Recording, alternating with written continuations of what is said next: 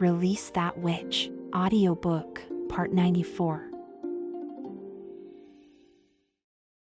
Chapter 1303, Hints and Clues. The intelligence room was the largest organization in the general headquarters of the First Army. This organization was responsible for screening and storing tons of information. Lotus and Fran created an underground chamber specifically for the general staff, and 70% of the 200 general staff members were working here. At the same time, it was also the most energy-consuming office. The room was not only illuminated with the stones of lighting, but the workers here were also offered free chaos drinks at night. Many other departments were envious of the intelligence agents. However, only the intelligence agents themselves understood the hardship they had been going through every day. After Edith proposed the intelligence collection plan, they started gathering information. Every week, they received 2 to 3 insipid letters from the Kingdom of Everwinter and the Kingdom of Wolfheart, and now, they had collected nearly 100 so far. Although the general staff's main duty was to analyze information, most of the time the letters were from the scouts, which were usually well-written, concise and easy to understand. However, the 100 messages they had recently received were all pieces of information written in broken sentences. It took them quite a while to first decipher the messages. As such, the screening process was as boring and time-consuming as playing a puzzle game. This was, nevertheless, not the worst part. The hardest part lay in handling the encrypted letters.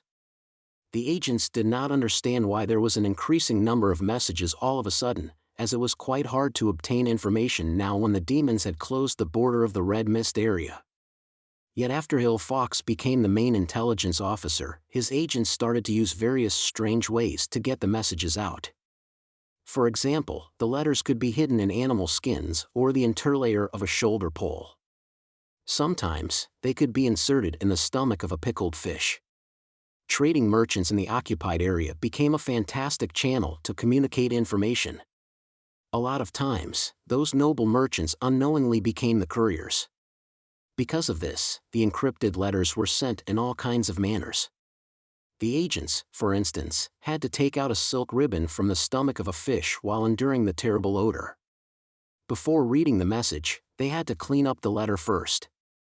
Everybody would feel resentful when their work suddenly switched from writing reports leisurely while sipping the tea to transforming a variety of garbages into useful letters and information. Nevertheless, although full of complaint and dissatisfaction, nobody slacked off, as both Edith and Iron Axe were keeping an eye on this department. Therefore, nobody would be foolish enough to delay the work under these two people's noses. Edith saw Iron Axe discuss something with Hill Fox as she entered the intelligence room. There were around dozens of pieces of paper on the desk in the center of the room. Apparently, the clerks had made a copy of the letters. She skimmed them through and found that most of them were from the Kingdom of Everwinter.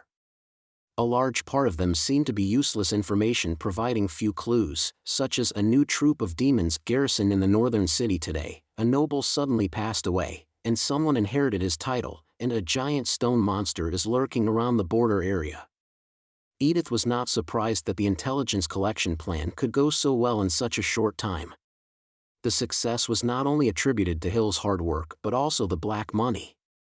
After she suggested Iron Axe making contact with the sender of the black card, the mysterious man agreed to work at the front.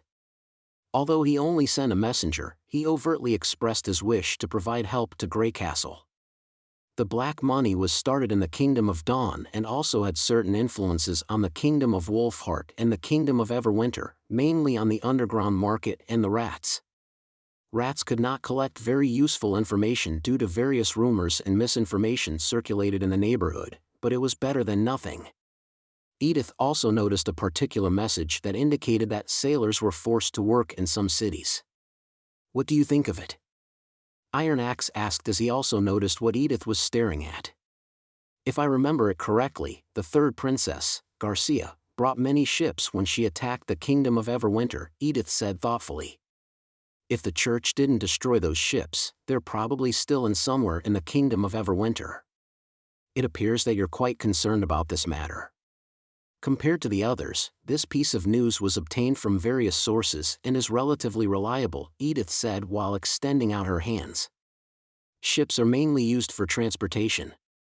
The demons may use them to transport their army, or they plan to launch an attack on the sea. However, I don't think they'll attack us from the ocean. What's your reason? Iron Axe questioned. The demons must have known the power of cannons after so many battles. They should have known that we'll use cannons to repel them if they sail to the Archduke Island and the Sedimentation Bay. They won't survive on a sailing ship, Edith explained. If they choose to go around the port of the Kingdom of Wolfheart and get to the interior of the Kingdom of Dawn, they won't have enough red mist supplies. Therefore, I'm inclined to the former possibility. To win the war, the demons must assemble their army at the front as fast as they could and attack us by land and water. With these words, she looked toward Hill and asked, "What do you think?" Hill bowed to Edith and answered, "Your ladyship, I'm not good at analyzing wars, so I don't know which way the enemies would go. The only thing I can do is to collect the information and send it to the general staff." This is a smart man, thought Edith. He did not blindly follow her but made his own judgments based on the information he had. He certainly knew what his strength and weakness were. No wonder the king asked him to organize the intelligence collection work. Even you can't find more clues out of it. It's probably a dead end, Iron Axe said resignedly. So, we only know that the demons would assemble armies, but we don't know where they'll go or what their intention is. This is so frustrating. The Kingdom of Wolfheart has been completely evacuated, which is why Hill can't put his man there. If you didn't evacuate the country, we would have probably found some clues as to the whereabouts of the demons, Edith said half-jokingly. I must obey His Majesty's order, Iron Axe defended while shaking his head. Plus, the First Army can't put their hope in some rats. We'll send you more useful information in the future, sir, Hill Fox suddenly spoke. Iron Axe raised his brows and asked, "Are you saying the information later on will be more in detail?" "That's right," Hill replied. "I've been staying in the circus in the Kingdom of Dawn for so long, and the most important thing I've learned is that as long as we plan it well, we'll naturally obtain more information." "Really? Could you tell me more about it?" Edith demanded with some interest. Chapter 1304, Hints and Clues, Part 2. In short, we just let those birds conduct the search themselves. Hill Fox produced a pencil and sketched a tree diagram on a piece of paper. Since we pay for information instead of the person who collects them, the more information he gets, the more he earns. To obtain more information, he'll find a way to hire more people to do the work for him. In His Majesty's words, it's called a top-down approach. I see, Edith commented, who immediately grasped the nature of this management style. To expand the lower-level organization, we, as the stem of the tree, must give them some incentives to make sure that they keep working for us. Hill nodded and said, "Exactly. Scouts and detectives are all at the very end of the chain. They won't change much over time. Therefore, the information would become more reliable as time progresses, although their search area can be fairly limited. But they're essentially rats." Iron Axe said, frowning. "No, sir. This is the interesting part. The stem and the branch don't have to be managers and subordinates necessarily. Soldiers have to listen to officers, but rats don't necessarily need to obey rats. As long as we promise that they'll benefit from their work, rats can also make nobles work for them," Edith supplied slowly. Hill looked at Edith approvingly and said, "Yes, these incentives don't have to be gold royals. Everyone has their own need. We simply need to know what they desire, and it doesn't have anything to do with social classes. This means that secondary agents can be people of different socioeconomic status. The reason that the information we've collected so far is not that comprehensible is that the rats are still digging the surface. Once nobles start to join us, we'll have more valuable news." Iron Axe pondered for a moment and said, "Even if that's true, it'll probably take a long time for nobles to work for us." "That might be the case in peacetime," Hill returned. "However, the Kingdom of Everwinter is now undergoing dramatic changes. I believe that this process will be largely shortened. In fact, some messages have already provided us with a hint. Like? Iron Axe questions while stroking his chin. He'll explain smilingly, according to our statistical report, we've been receiving fewer reports about the nobles. Most of them, if any, are negative news, such as debauchery, public brawling, etc. Rulers shouldn't be like that in wartime, which reflects that the rulers of the Kingdom of Everwinter have abandoned their duties to protect their people. They're having a lot of pressure, so they need to let these negative emotions out in some way. I believe that such things started after the evacuation unit of the First Army defeated the Alliance Army formed by the nobles. Hill took a pause and resumed, although at that time, I was in the City of Glow in the Kingdom of Dawn, I can imagine what a huge blow it was to the nobles. When people begin to feel insecure, they would put their hope in anyone that could help them, even if this person is someone that they despise the most. Sir, please rest assured. You won't wait for too long. In the Snow Reflection Castle in the Kingdom of Everwinter. Sorry for the long wait. His lordship isn't feeling well today, so he can't come out to greet you. I would advise that you call on us on another day, the butler suggested as he swept the bow. Once his lordship feels better, he'll let you know. The hall was instantly stirred. We've been waiting for weeks. Even if he's infected with some serious disease, at least he can come out and say a word. I don't believe a single word he says. We fought for him, and where's our lands? That's right. Even if he's not well enough to meet us, he should at least hand us the deeds. This bolter is lying. I saw Viscount Narnos come out of the castle 4 hours later after he got in. Not only the Viscount but also many dancers from the tavern. Is the Duke now seeking women instead of scholars to cure his disease? Please, mind your language, the butler said coolly after clearing his throat. You've been without a land for too long, so you've probably forgotten that you're still the subordinates of the Duke of the Northern Region. The Duke is your master. You should know better than me what a crime it is to slander a lord. I don't think you would like to sit in a cell instead of your hotel room in this weather. At these words, the guards at the door came forward, their armors clanking on their sides. The hall immediately fell quiet. The nobles knew it would not do any good if they engaged in a verbal altercation here. The butler lowered his voice and continued, I know you're anxious, but the most important thing now is to defeat the Grey Castle soldiers. By the way, his lordship will hold a banquet tonight in the castle parlor to receive you. Although he can't come, he wishes you a lovely evening. Because of the prospective banquet, the crowd finally withdrew from the hall while muttering under their breath, looking a little more satisfied.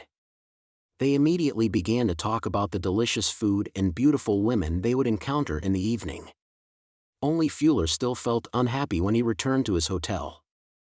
After dealing with Marwain for a while, he became morbidly disappointed with the Duke. The defeat at Frost Town was mainly because of the fact that the Grey Castle soldiers were more proficient in using the weapons and had higher morale. The nobles could have learned the lesson and fought again. However, what had the Duke done? He was not only the first person that had fled the battleground, but he also locked himself in the Snow Reflection Castle, having completely forgotten about his ambition prior to the battle. Apart from that, he failed to fulfill his promise to grant the nobles lands and treated them equally. Viscount Narnos had now the access to the castle, but the knights relying on the great nobles were shut out. Yet before the battle, the Duke had sought Fuller's counsels a lot. A competent lord should never break his promise, but Marwain broke this rule simply because he wanted to hold on to his tiny territory. Fuller worked for Marwain, in a hope of reviving his family. Now, all his squires and guards had been killed in action. He literally had nothing at the moment. Could a knight with neither squires nor land be really considered as a noble? The others could still afford to wait, but what about him? Who would acknowledge his family half a year or 1 year later? If the demons did defeat Roland Wimbledon, Marwain would rise to power and easily help him revive his family. The problem was that, a dishonest man as he was, would the Duke really help a person with practically nothing? Should he put his faith completely in such a careless Duke or find himself a way out? Fuller paced up and down in his bedroom and finally came to a stop. He walked up to his desk and took out a folded envelope at the bottom of the drawer.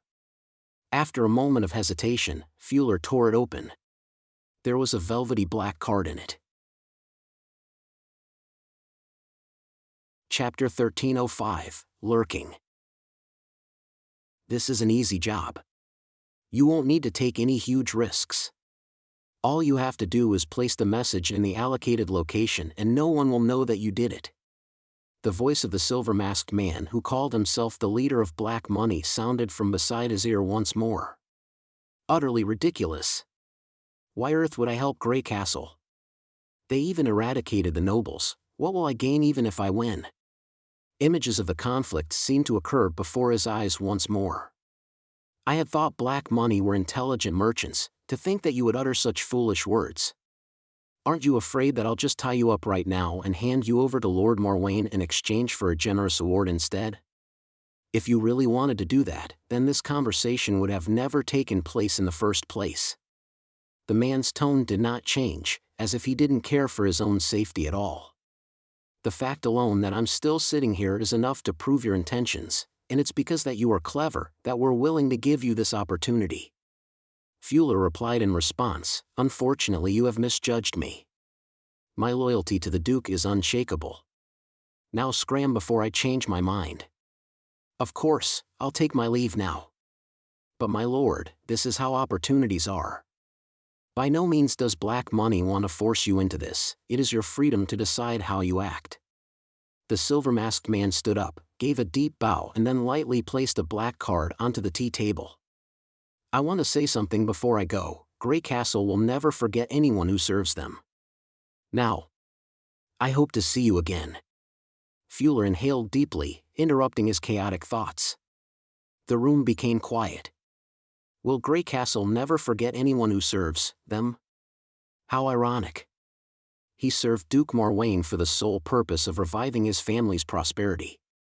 Roland Wimbledon, the enemy of all nobility, was originally the most unforgivable person, yet now, Fuller was finding himself to be uncertain. Although those bastards from Black Money were scum, they were utterly right.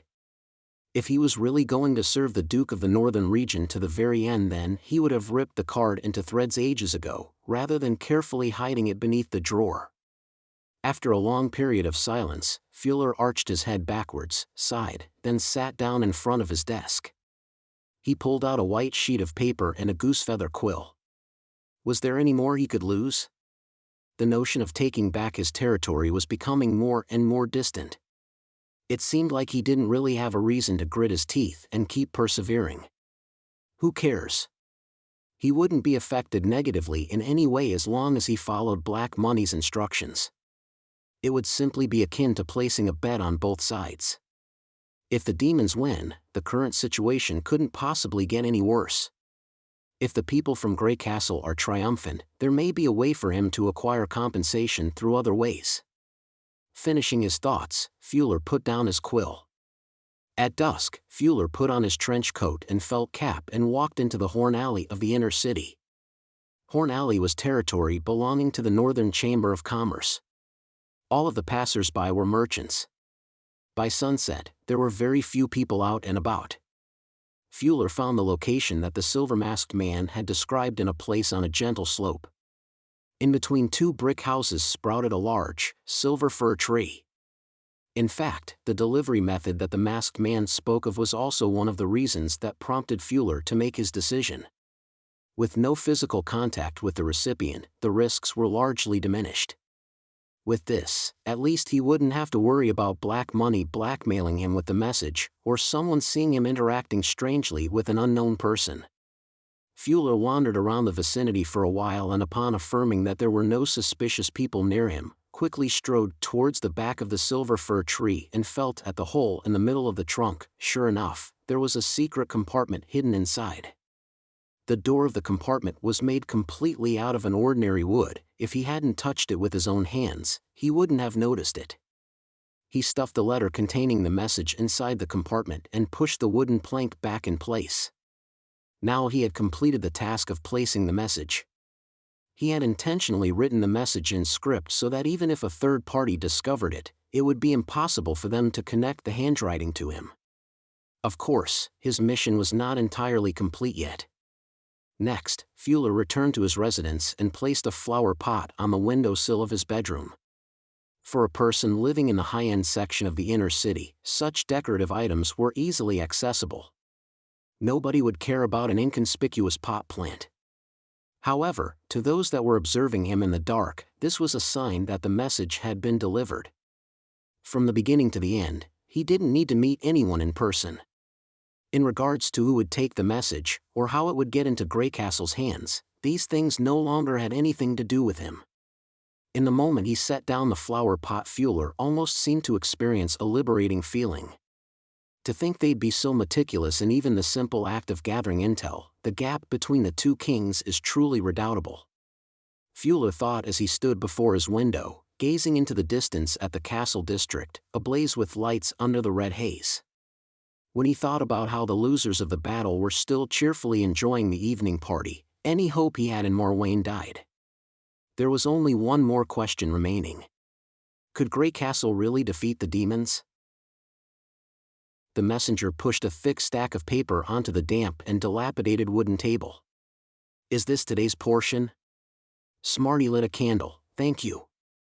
The messenger gave no reaction. Smarty sighed and repeated himself with hand signals. Only then did the messenger nod. Indeed, this messenger was a silent warrior trained by his master. He was deaf and mute and could only be commanded or interrogated through simple hand gestures. Unfortunately, there wasn't a hand gesture to express gratitude. Keep watch outside, don't let anyone inside. After he got Silent Warrior to leave, Smarty began carefully reading through the messages page by page.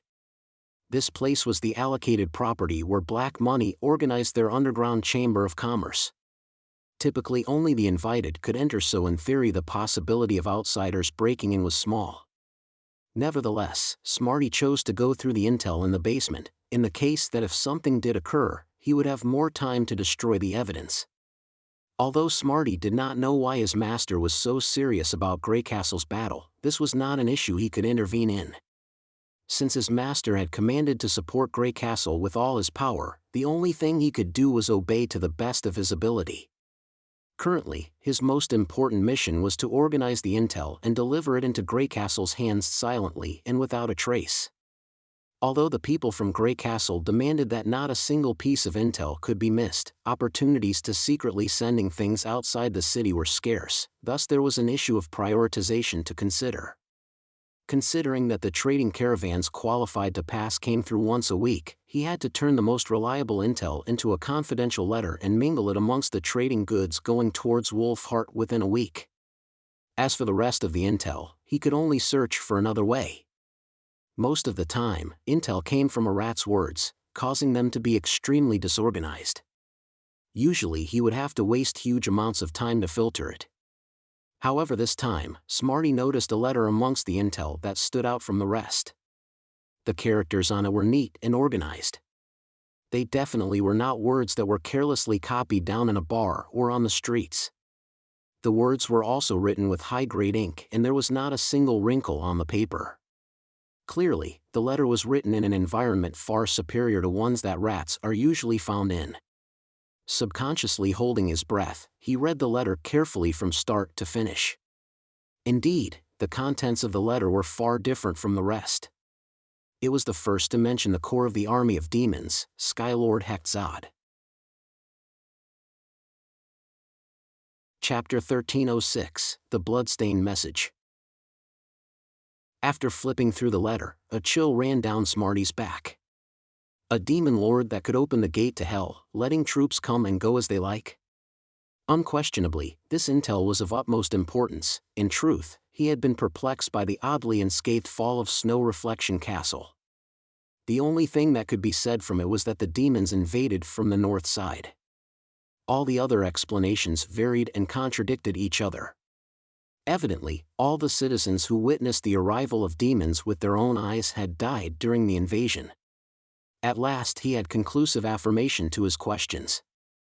But what shocked him even more was that the demon lord spoken of was familiar with human laws. Not only was the demon lord able to engage proficiently with the nobility, but in a short span of time, he was also able to become the real ruler behind the scenes of the kingdom of Everwinter.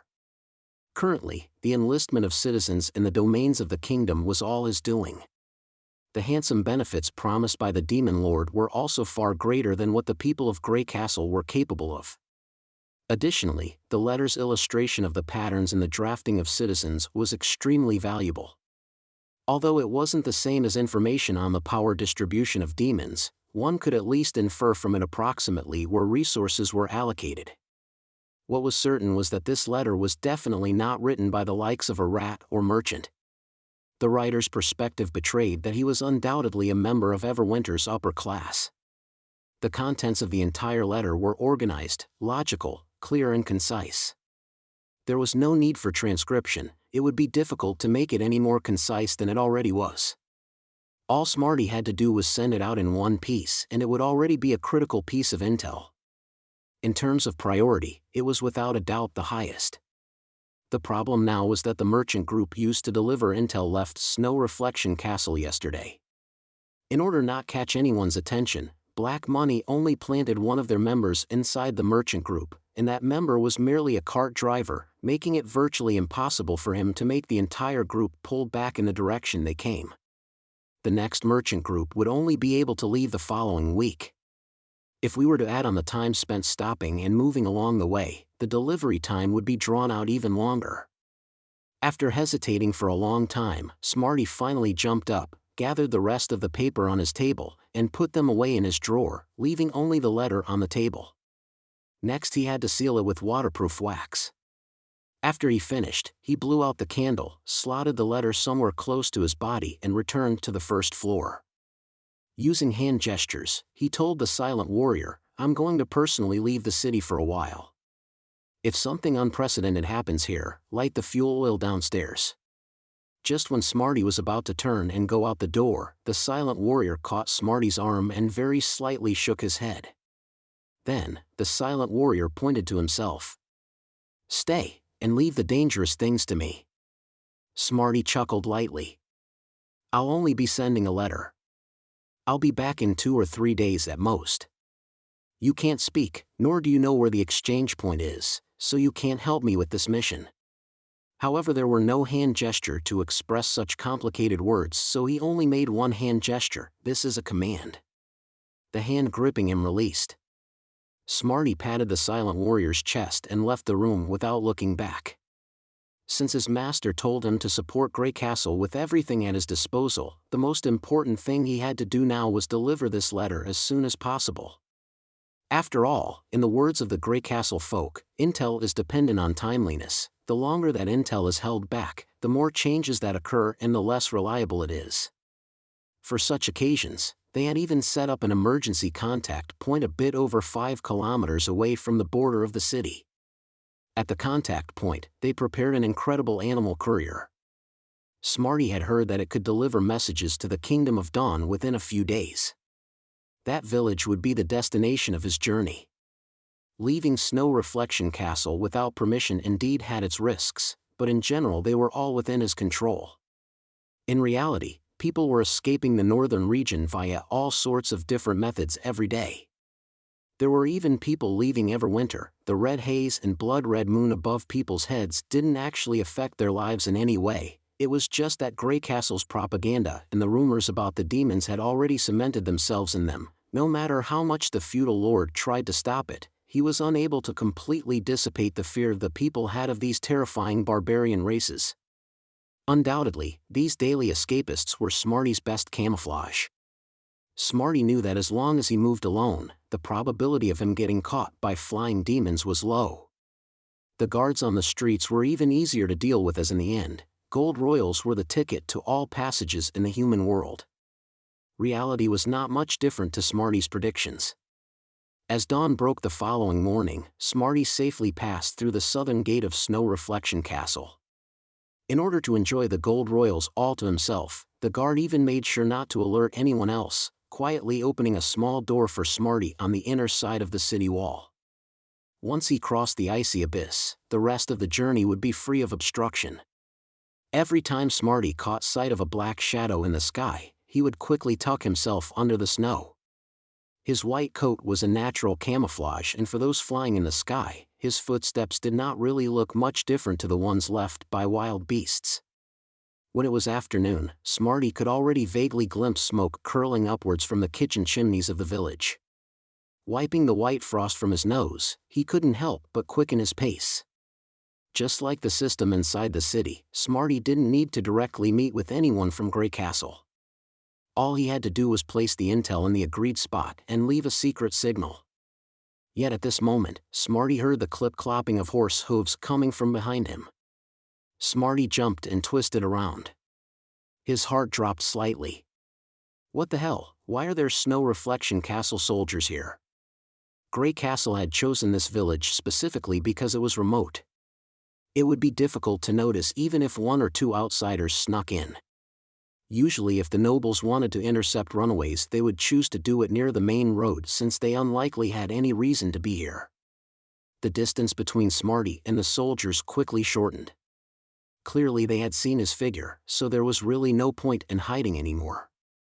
Smarty decidedly stopped walking and turned towards the oncomers with an ingratiating smile plastered across his face. There were 2 riders in total. This probably wouldn't be too difficult as long as he gave enough gold royals. One soldier reined in his horse in front of him and looked down at him condescendingly. "Older brother," he said, "I just knew that these fugitives would choose a remote path for their escape. We found one just like I said." "Ah, lucky us." As he thought. Were they one of the patrol parties sent to catch escapists? My lord, I beg of you, spare my life." Pretending to be scared out of his wits, Smarty fell to his knees into the snow and held up his money bag in both hands, revealing a sparkle of the gold royals inside. "I couldn't stand staying in the same place as those demons from hell. They're monsters who'd eat you without a blink of an eye. I can give you all of my savings, just please let me go." "Oh? You've saved up quite a bit there." The rider took the money bag with a hint of pleasure in his tone. "It's all yours now." Oh yeah, I have some relatives in the kingdom of Wolfheart. As long as you don't take me back, I'll definitely find a chance to repay you in the future. You can stand up now." Smarty silently released a breath. Usually, once he reached this point he had basically made it through. Refugees who had saved up gold royals were definitely a small minority. What's more, he had relatives in a neighboring country, so coming across someone like him was unbelievably unlikely. If killing people didn't give them any advantages, the soldiers wouldn't want to cause any more unnecessary trouble. After all, letting 1 or 2 refugees off didn't incur them any losses, so there was no point in destroying the possibility of being repaid in the future. But the rider didn't wave his hand for him to scram. Instead, he raised his visor and said, "Look at me carefully." A glaring scar was scrawled over the rider's cheek, as if his face had been gnawed on by some ferocious beast. His entire ear was gone and even half of his eye was deformed and twisted. The flapping of his skin showed that this injury had only recently healed. "My lord, this was caused by Grey Castle's firearms," the knight said slowly. "I thought I was a goner then, but I managed to survive. Until now, I can still feel the heat piercing my face. It reminds me constantly who it was that caused all of this." At the end of his speech, the rider's tone turned completely cold. An intense feeling of alarm arose inside Smarty. But before he had the chance to create a distance between them, the other person who was referred to as the younger brother raised his hand and struck Smarty's face hard with his horsewhip. The scene in front of him turned black. Smarty collapsed with his hands to his face. "Yes, it's you. If it weren't for you damned runaways, why would I be fighting Grey Castle with my life? What battle of divine will, what fate of mankind, that's all bullshit." At this point, the knight's voice had already escalated into a roar. "Be at ease. I won't take you back and I won't kill you here and now. The only thing I want to do is let you fugitives taste my pain." Afterwards he raised his reins and ushered his horse towards Smarty's legs. Crack, a wave of indescribable, excruciating pain immediately shot through him as Smarty subconsciously let out a strangulated yell. Then came his second leg. Until the snow was spotted with blood and his legs had become a clump of vaguely connected muddy flesh did the rider stop the horse's trampling. Relax, you are not the first and you will not be the last, the knight laughed sinisterly. Now, you can run away as much as you want. Smarty didn't pay attention to when the two riders left. Only after biting and breaking open his lip could he force his wandering attention together. The lower half of his body had already turned completely numb and the snow was sapping his body heat away from him bit by bit. He felt at the clothes on his chest, the letter was still in its original place. In those two riders' eyes, he was probably no different to a corpse now. Surprisingly, he bore no hatred towards the two, nor did he feel any intense dissatisfaction at being so easily trampled over. Under the ruthless torture of both the piercing pain and cold, thinking had already become an unbelievably difficult task. The only thought lingering in him was of the message close to his chest. With the last of his energy, Smarty began shifting his body towards the agreed location. By the time he wriggled to a place on top of a hill that overlooked the village, the curtain of night was slowly draping over the horizon. The occasional coruscating lights inside the village seemed to be right next to him, yet at the same time, as far from him as the stars of the night sky. He had not put the letter into the hiding spot, because he himself was the final vessel of the letter. In the moment when the darkness was about to swallow all living things, his master, Banach Lothar's kind face emerged before Smarty's eyes. Smarty closed his eyes and lightly murmured, "Father." Chapter 1307, Flaw. 3 days later, after the letter had been transferred several times, it finally landed in the hands of the command headquarters at Cage Mountain. After Hill Fox opened the letter and scanned it, it was once more classified as highest priority intel and immediately transferred into Edith's hands. After skimming over the letter, the Pearl of the Northern region furrowed her brow. "How many people are on Archduke Island right now?" she demanded loudly. The advisors immediately exchanged looks. Morning Light was the first to reply. "My lady, there are over 300 people stationed on the island from the First Army, around 2,500 from the construction team, and about the same amount of island civilians. If you'd like the finer details on staff composition, I can get the data." "There's no need," Edith interrupted. "Invite Iron Axe and the other military officers inside.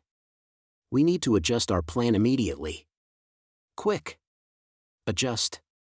It doesn't matter if they're soldiers, construction workers, or people from Grey Castle, Kingdom of Dawn or Kingdom of Wolfheart, everybody needs to evacuate Archduke Island immediately," she declared gravely. "That place is already a dead island." A clatter of shock followed, however, even in their surprise, their long training in their professions prompted them to immediately follow through with the command. In the midst of the clamor inside the office, Edith's gaze fell onto the piece of paper in her palm. It had come along with the letter. After several breaths, she clenched her fist and lightly released a sigh. The high-ranking officers of the First Army very quickly gathered together and took turns in reading the letter sent from the Snow Reflection Castle in Everwinter. Skylord Hacksword. Like the others, Brian's face was pale and unsettled. If the contents of the letter are completely accurate, this damned ability is way too overpowered. A range of several kilometers, one that can be used repeatedly. If that's the case, it would not even take a few days before the entire Everwinter will be obliterated. Even the most stubborn city wouldn't stand a chance. Lightning and Maggie had come across a high-ranking demon near the Rapture before. Its untraceable power was enough for it to be classified as an opponent to be highly wary of.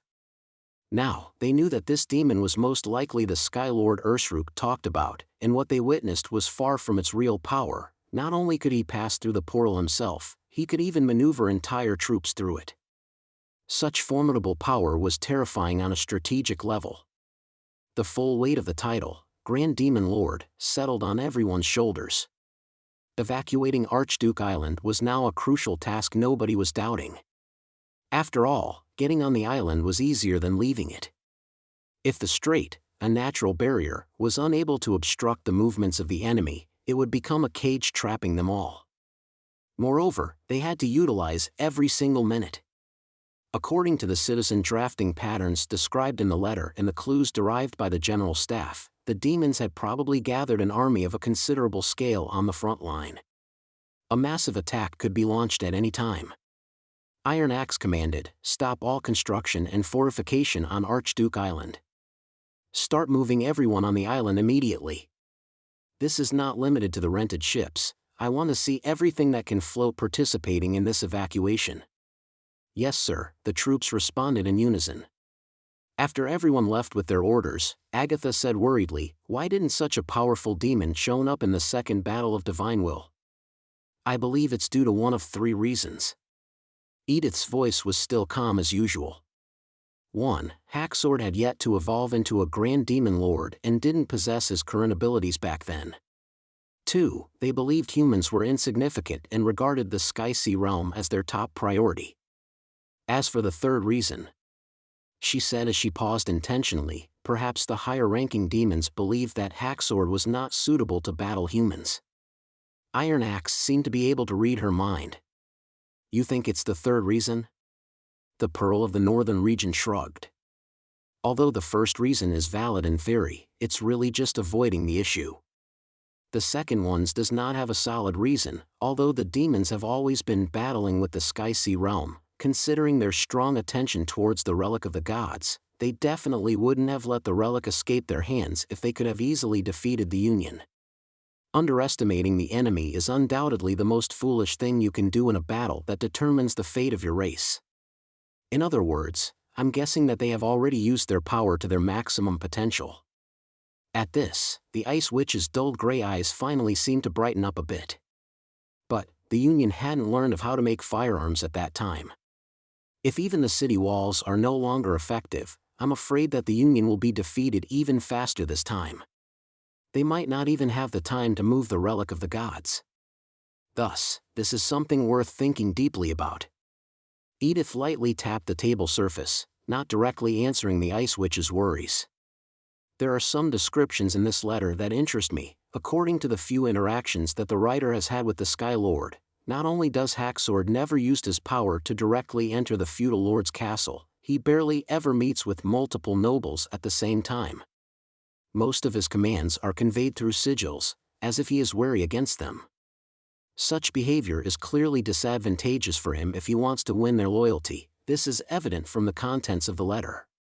But the question is, what threat could those nobles possibly pose to him?" The Ice Witch looked dazed.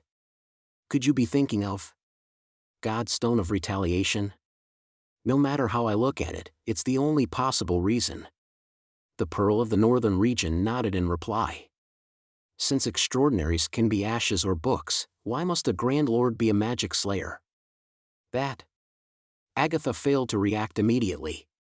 The biggest difference between a high-ranking demon and a mad demon was the amount of power they had. Indeed, there was no concrete evidence that a demon would then have the power of a magic slayer upon advancement. What's more, this would answer all the questions she had previously. The reason why the Sky Lord didn't appear on the front line of the Fertile Plains was because he simply wasn't good at direct battle. It didn't matter whether he was invading the holy city built via the God's Stone mines, or battling the extraordinaries wearing God's Stones of Retaliation, or suffering the blow of divine will, which was even stronger than the extraordinaries' power. All of this was a great threat to any demon that was not a magic slayer. The Sky Lord's power was vital for the demons, so he didn't show up in the previous two battles. But this time he is participating personally. Iron Axe said in a low voice. Perhaps some change left him with no other choice. Edith walked towards the window and gazed out towards the mainland in the north.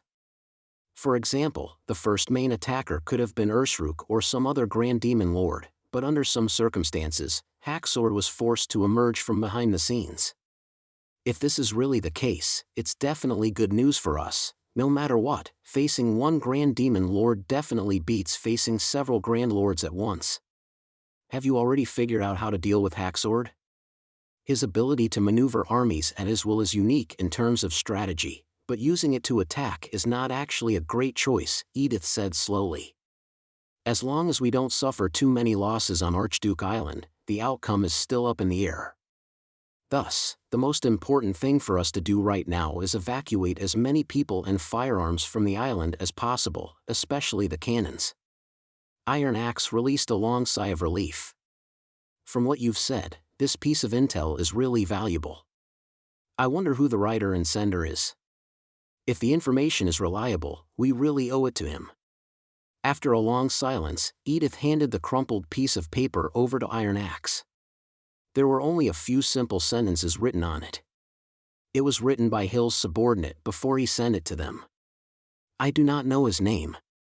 When I discovered him, his body was already frozen in a way no different from ice.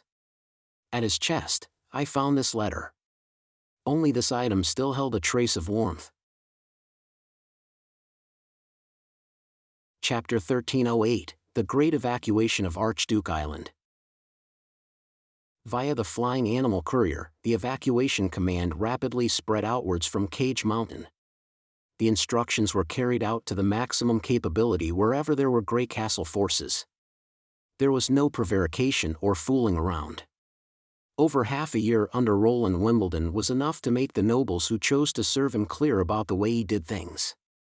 Honestly, they were shocked by the unexpected power they were exhibiting themselves, going all out in the current situation. They were achieving demands they used to think impossible. When they encountered a complex problem, they thought about it and then solved it.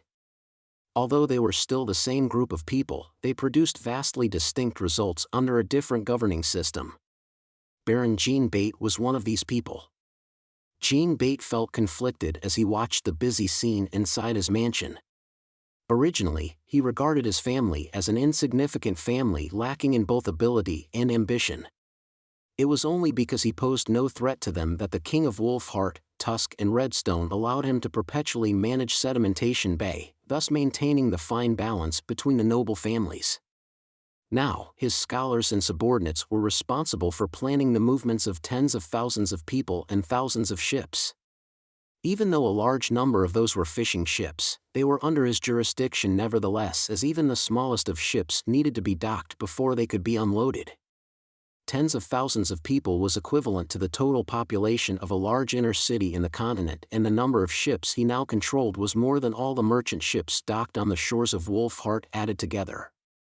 Ordinarily, the Baron would never believe that his family could manage a project of such immense scale.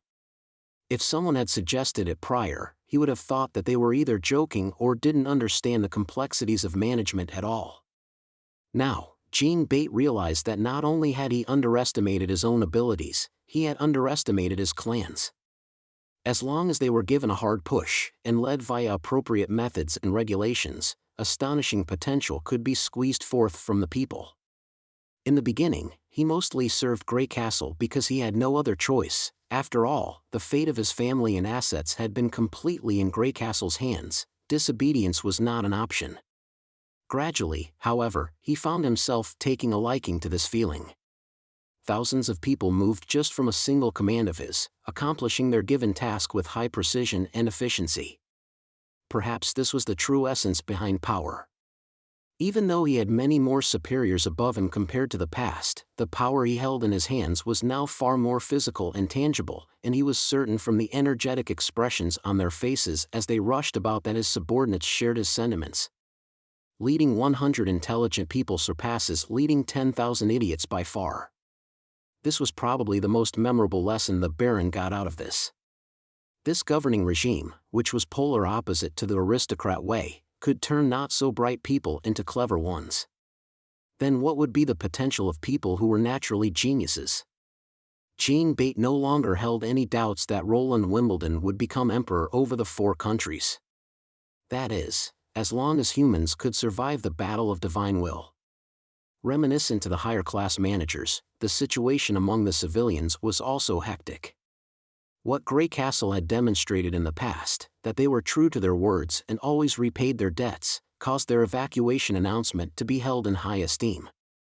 Upon hearing that the First Army was handing out a munificent reward to all who helped transport soldiers and weapons, everyone who had the ability actively participated in order to get a share of the spoils.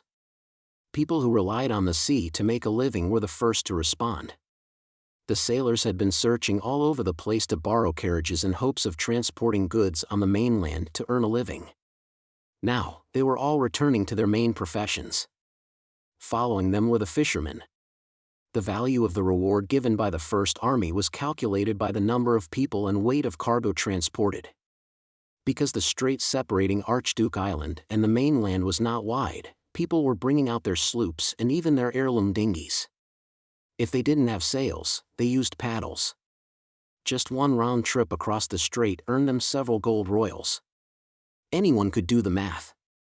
Thus, in order to hold a larger number of people and supplies in one go, civilians even created multi-bodied dinghies and dinghies connected to each other in a train-like formation.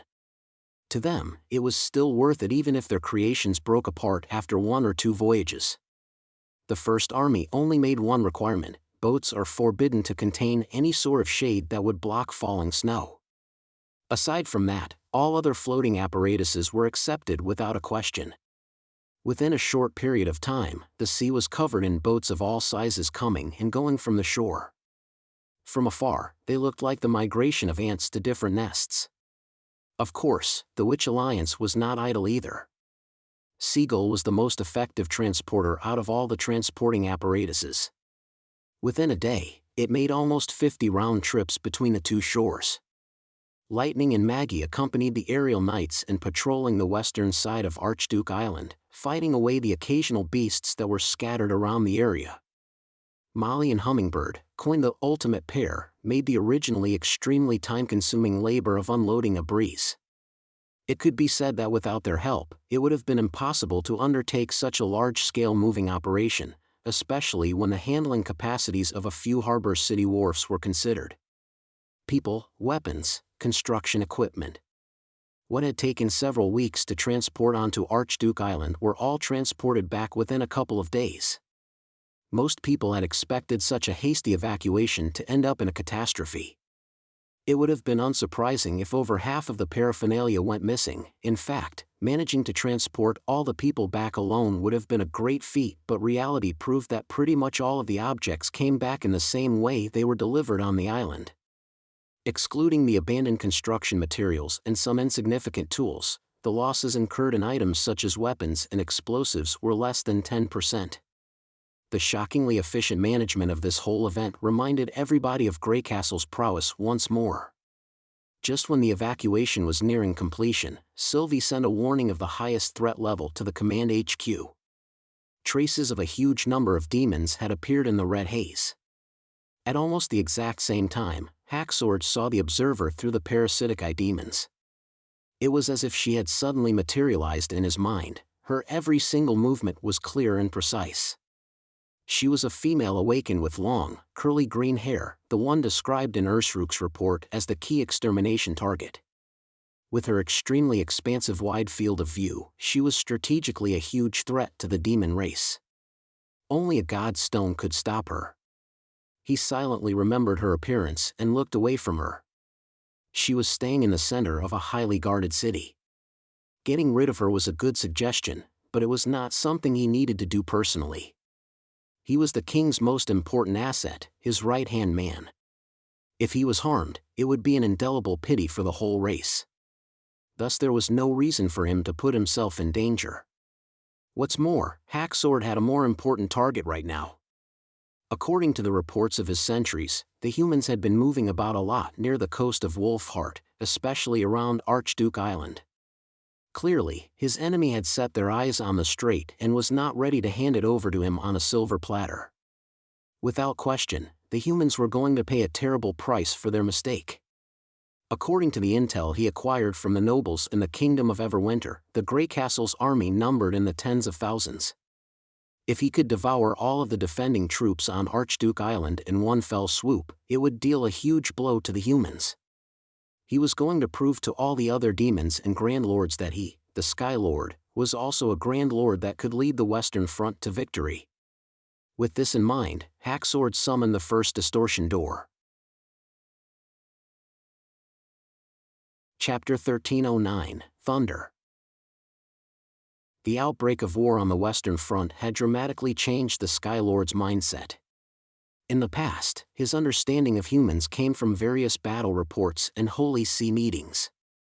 Along with their obvious contempt for the lowlifes, it was the general consensus of virtually all Grand Lords that humans lacked awakened warriors.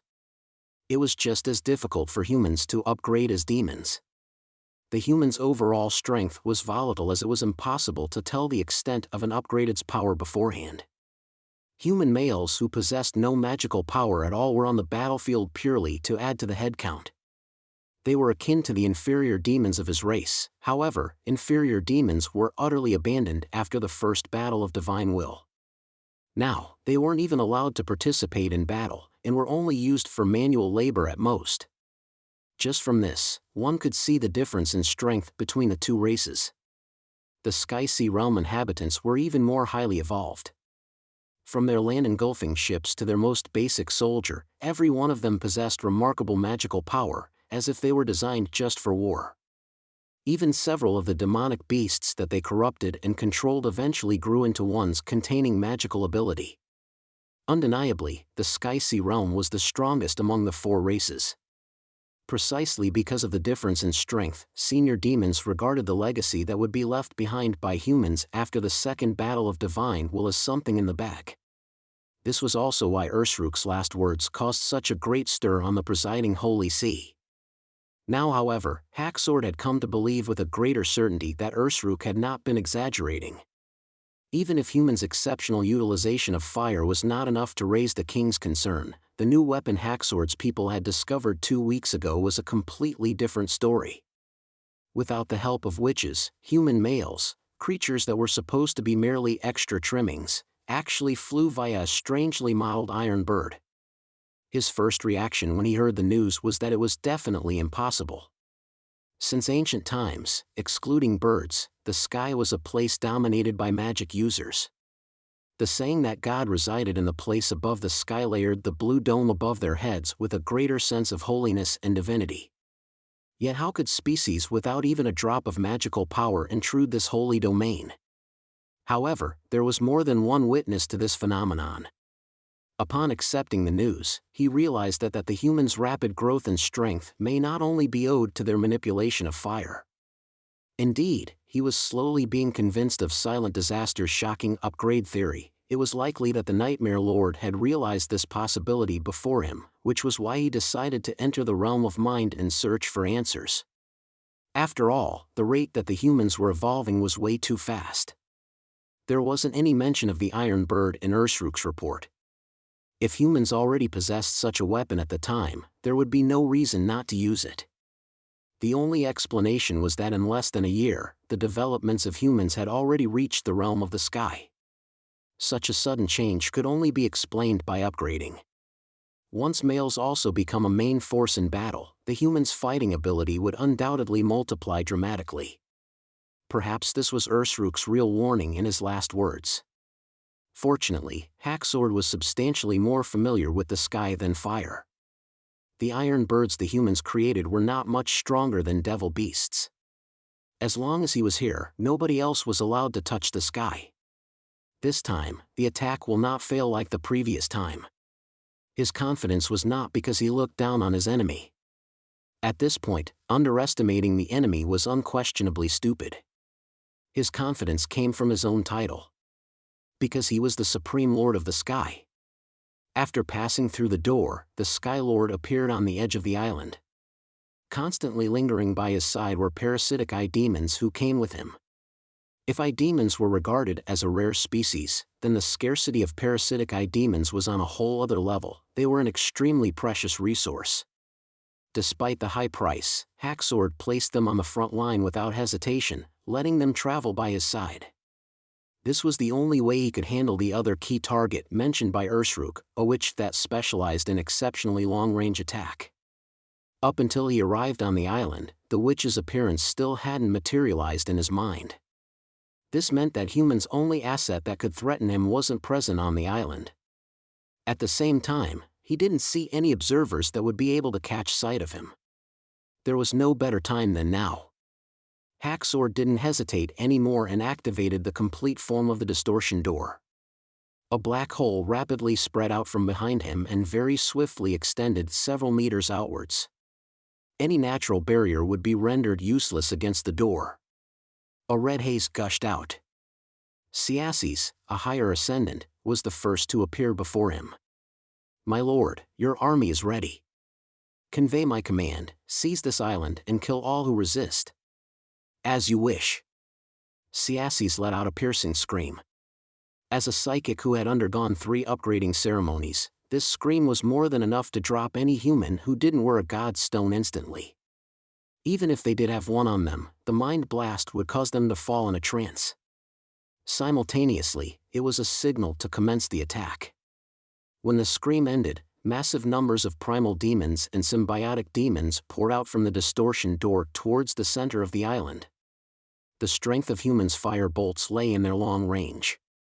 As long as they could close the distance, these new symbiotic demons would definitely be able to break through the enemy's line of defense in one go. Very quickly, the vanguard traversed the peripheral of the island and closed in on the human settlement. Yet there were still no sounds of fire. This caused Hacksword to feel a shred of astonishment. Just when he had managed to get himself to view the humans as equals to his own race, what was with the huge oversight they were making? Could it be that they still hadn't noticed that their territory was being invaded? "My lord." A quarter of an hour later, Siasses hastily hurried over. "We have already captured the inner city, however, we didn't discover any traces of humans. This place is an empty city." "What did you say?"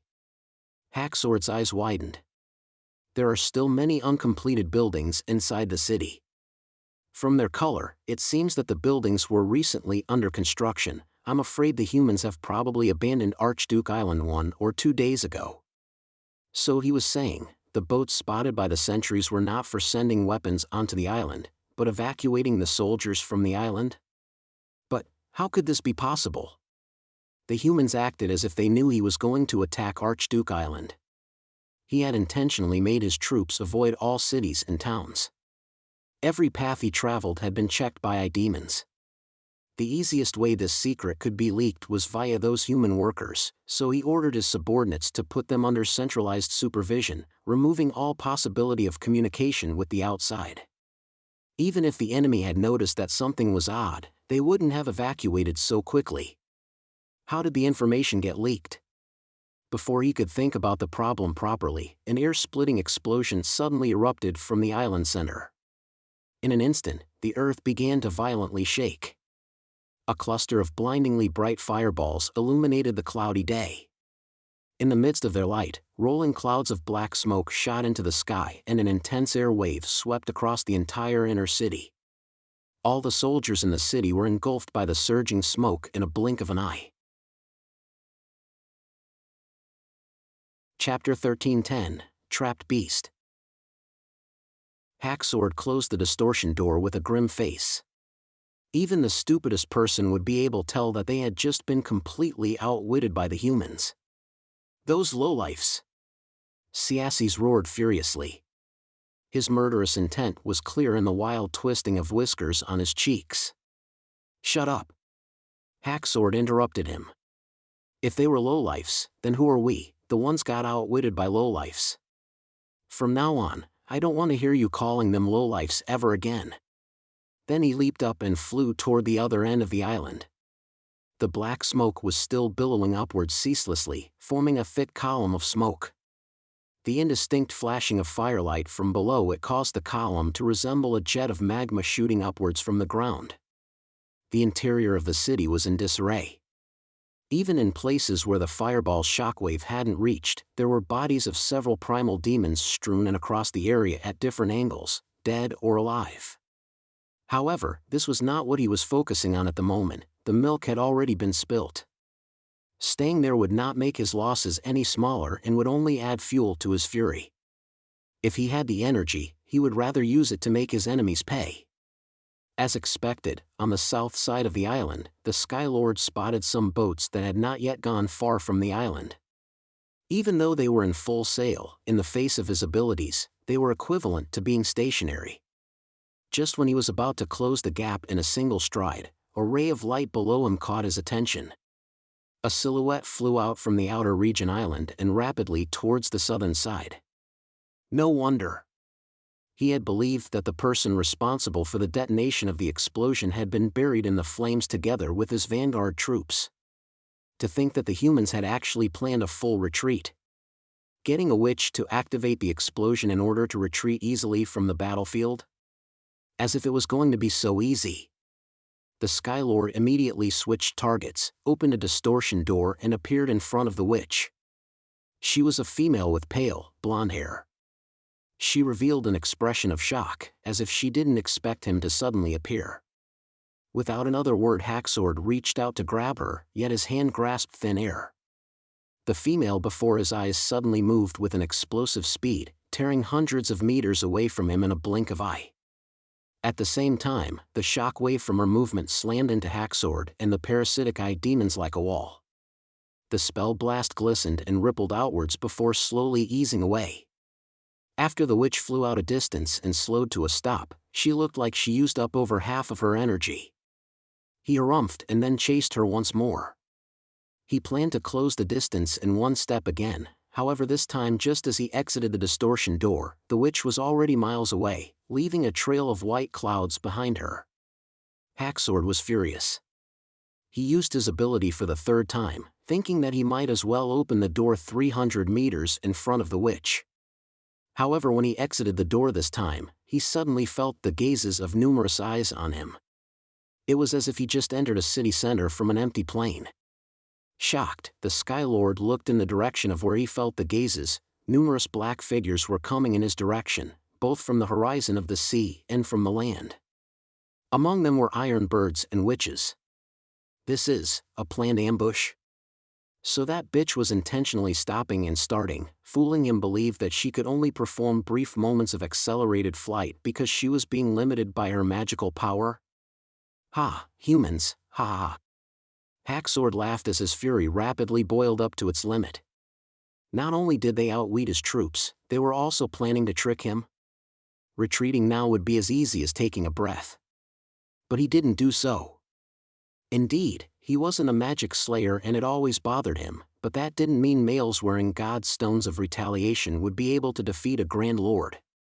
He had to let his enemies know who the real ruler of the sky was. In an instant, 8 iron birds had already charged towards him, spitting out streaks of fire from their heads. Hacksword waved his left hand, directly opening a distortion door at his side, swallowing the iron bolts that shot at him. At the same time he opened the other side of the door beside the iron birds. After the fatal iron bolts passed through the door, they swept straight back towards where they came from. In an instant, several iron birds were struck and their formation fell into a disarray. But what surprised him a bit was that the iron bolts which were supposed to be fatal didn't cause the iron birds to break apart. Instead, they only left a few dents in their iron bodies. The Skylord quickly pushed his surprise to the back of his mind and made a stride to a higher place, putting the entire battle area under his feet. The iron birds were clearly unable to follow his pace. As much as they tried to climb up, their stupid and clumsy bodies were slower than worms. Just as he was planning to rip them apart one by one, a passing bird suddenly transformed into a devil beast and propelled towards him with its jaws wide open. His eye demons hadn't regarded the birds that were commonly seen at sea as threats at all. Hacksword dodged abruptly, just avoiding the attack in time. Fuming, he widened his palm and a black streak of light instantly appeared in the space between them. This was also a distortion door, except its width was only a finger thick. Any body that passed through would not emerge in one piece. As if it realized that it was in danger, the devil beast shrank back into a seabird. But it was too difficult to stop its momentum in such a short amount of time, and half its wings swept through the black line. The sliced wingtip and feathers burst apart like blossoms. But before he could attack again, a thunderous roar erupted once more. The golden-haired witch turned into a streak of golden light and shot straight towards him. Not having enough time to use the same tactic, Hacksword could only gather all the magical energy in his body and turn it into a shield cocooning his entire body. Bang! The two collided, and the immense impact caused the witch's golden light to shatter into innumerable small pieces and raised a feeling of stuffiness in Hacksword.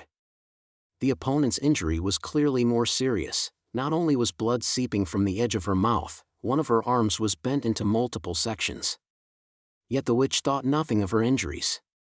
With her remaining hand, she pulled out a short fire fork from her waist. Damn! Left with no other choice, Hacksword opened another distortion door. If she was going to shoot, the iron bolt would be directed towards her companions. But what infuriated Hacksword was that not only had the previous attack been a guise, the witch didn't shoot anything at him but accelerated downwards to catch the falling seabird. "I'm going to smash you all into pieces," he roared for the first time in this battle. But at this moment, the highest priority warning rang inside the Skylord's mind. The source came from a large iron bird that was in the clouds below him. Through the Demon's view, the source was indeed the witch that Archduke made sure to point out as a key target. He felt his body being latched on by something. Feeling an increasing sense of crisis, Hacksword expanded the distortion door to its biggest range, covering his enemy's entire attacking range. One of his demons violently pushed him. There was a flash of fire.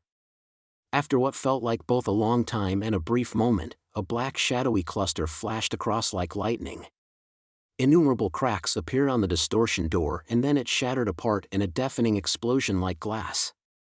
After the door, the next victim was the demon that pushed him aside. The blue light on its body pulsated in blood, flesh, and organs squirted outwards, raising a wave of blue fog among the lingering shattered pieces. The two events occurred almost simultaneously, so quick that Hacksword couldn't react. Finally, it was his turn. Even though the attacking god's stone had already shattered, it still sliced away half of his hand, leaving multiple dents in his armor. The turbulence in his magical power caused him to lose control of his body, and he fell straight towards the ocean. The iron birds, having finished redirecting themselves, surged straight towards him. After he left the forbidden area, Hacksword used the last of his energy and opened a new door below him. Then, as if he had fallen into a bottomless pit, he vanished above the ocean. Chapter 13:11, Loss. My lord. When Synopsis saw the Skylord once more, he almost couldn't believe his eyes. The Skylord was soaked from head to toe, as if he had just been scooped out of a pool of water. He was exhausted, injured, and one half of his armor was splattered with blue blood. It looked as if he had just experienced a dreadful battle. The parasitic demons that were supposed to be by the Skylord's side had disappeared. Being vigilant creatures with the sharpest reflexes, demons were only useful if they were next to the Grand Lord. The current situation would only suggest that some great misfortune had befallen the demons. The scene before his eyes would be more understandable if their enemy had been the Sky Sea realm. However, their opponents were only the lowlifes, mere humans. Hacksword was in no mood to explain it to him. He grabbed his subordinate in one hand and dragged him into the distortion door. In the next moment, they had already returned to the region of red mist. Skylord, the soldiers on the island, Synopsis reacted to the situation very quickly. His expression couldn't help but change for the worse. Even though the unexpected explosion in the city caused great losses in their vanguard troops, there was still a portion that luckily managed to survive. Leaving like this was equivalent to abandoning them all on Archduke Island. The troops carried a limited amount red mist with them and they could only hold up for a few days at most. "I'm already unable to open another door." Hacksword's response made the high-level psychic shut his mouth. The value of primal demons was far below a Grand Lord no matter what the circumstances. There was no need for discussion when deciding between the two. "I'll escort you back to the Sky City then. First tell Totolok to get the humans to send our vanguard troops back with sailboats, as many as they can. As for those symbiotic demons, let them hide on the island for how," the Skylord spoke through gritted teeth. "Once the red mist has enveloped the entire Archduke Island, the main troops must immediately launch attack on Sedimentation Bay and the other places. You two will be responsible for the warfare." "My lord, isn't it a bit hasty to do so?" Synopsis asked with surprise. "It wouldn't be too late if we started once you have recuperated. This is my command, so say no more." "Yes, I have overstepped my boundaries." Siasses hastily nodded his head. As you wish. Gazing at his subordinate's figure as he left, Hacksword viciously clenched his remaining hand into a fist. How could he not be aware that what he was doing was hasty? But it was better than dragging it out with the humans. For the first time, the Skylord realized that time was not on their side. The humans' absorption of their legacies was faster than he had imagined. Within a year, just relying on a few witches and some magically inert males, they managed to threaten a Grand Lord. What would it be like after a few more years then? They definitely couldn't give humans any more time to catch their breath. The Western Front must be steered back onto the right track. Several days later, Hacksword finally returned to the bottom of the Great Rupture. The place had already become filled with rich and dense red mist. Just by virtue of his presence, he could feel his spirit being rejuvenated and the piercing pain in his palm lessening. He went straight to the red mist pond, which was located at the bottommost point of Birth Tower.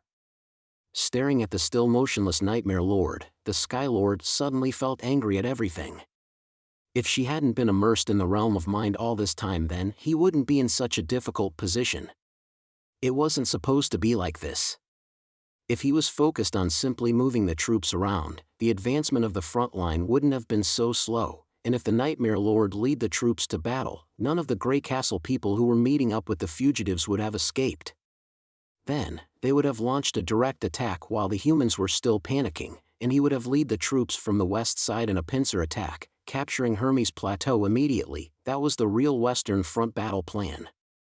Furious as he was, when the moment came that he was really about to pull the Nightmare Lord out of the realm of mind, hesitation flickered across Hacksword's face. In the end, the Nightmare Lord was the person he always looked up to in the past. He even once thought that the Nightmare Lord would become sovereign of the race. No, no, no. Hacksword shook his head. He was utterly loyal to the king. Those were only his ignorant thoughts when they were participating in the upgrading process. In terms of ranking, Nightmare was essentially no different to Hacksword now. At most, she just had a slightly deeper understanding of the realm of mind. He made up his mind. His actions might harm the Nightmare Lord's memory, making her furious, and it might even cut off all the clues to the mystery of the humans upgrading, but these things paled in importance as the battle on the Western Front. At worst, he would simply have to stand on Silent Disaster's side during the Holy See meeting, and admit that upgrade theory was correct. As for where that legacy shard came from, he could study that after they won. As long as he could swallow the humans' legacy shard, then everything they held in their hands at the moment would turn into a stair that advanced their entire race a step further. With this in his mind, Hacksword inhaled deeply and made a violent pushing motion towards the Nightmare Lord. The magical power in his palms broke off the connection between the realm of mind and the Nightmare Lord, pulling her out from the fountain of magic. In theory, that was what was supposed to happen. Yet Nightmare didn't open her eyes. Her body fell down to one side like an empty shell in the red mist pond. Hacksword instantly felt as if fear gripped his throat.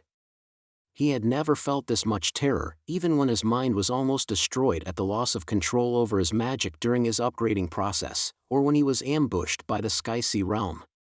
He stepped forward, lifted the Nightmare Lord up and tried to catch her consciousness, but only found emptiness. Being alive but forever in deep sleep, this was the characteristic of being lost in the realm of mind. Yet once one had been submerged in that never-ending Red Sea, returning was impossible. Even if one could maintain lucidity for a moment, it would eventually be eroded by the surrounding surging and chaotic consciousnesses and become a part of them eventually. Hacksword's heart dropped to his feet.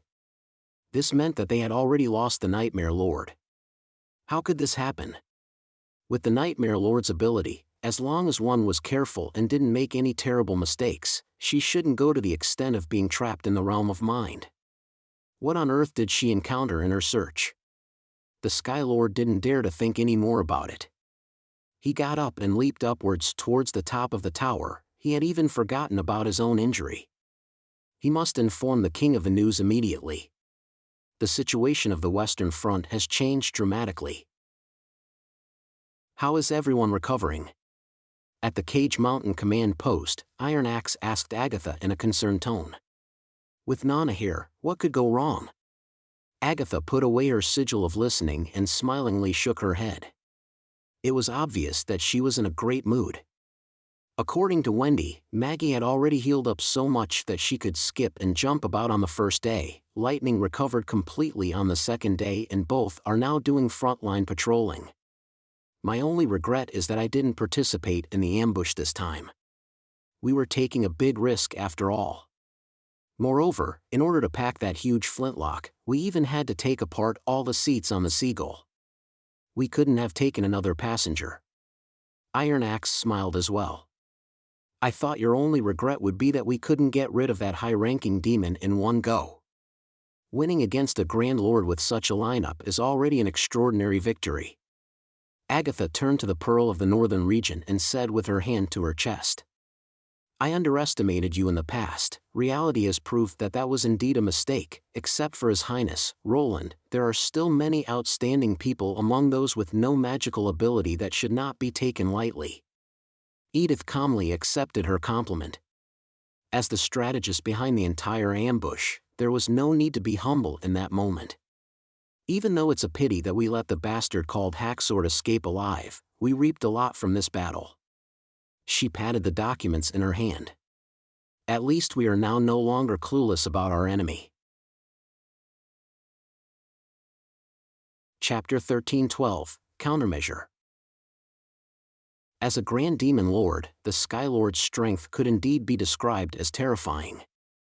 The magical ability to open a portal through space allowed for instantaneous movement, and could simultaneously be used as a shield or a weapon. However, through careful analysis, one would discover that it was not without flaws. We can first be certain that this high-level demon can only open one passage at a time, and the entrance of the passageway must be within arm's reach, Edith said. Secondly, although it's difficult to ascertain the range of the portal, it must be at least over 2 kilometers. Sounds like the advanced version of Orbit's ability. After spending a lot of time with Roland, Edith learned from him several strange pet phrases that he liked to use, for example, advanced version, special advanced version, enhanced advanced version, etc. Just by looking at the range, that indeed seems to be the case. The Pearl of the Northern Region nodded. However, the number of passages Orbit creates depends on the amount of magic she has.